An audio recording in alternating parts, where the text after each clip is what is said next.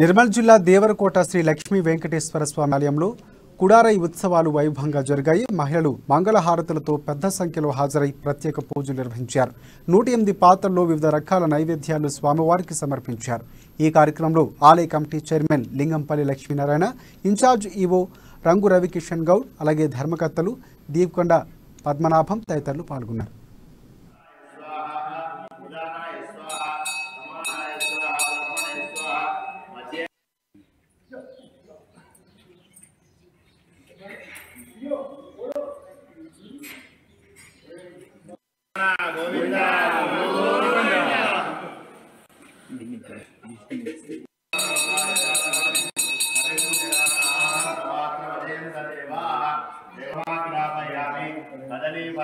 नैवेद्यं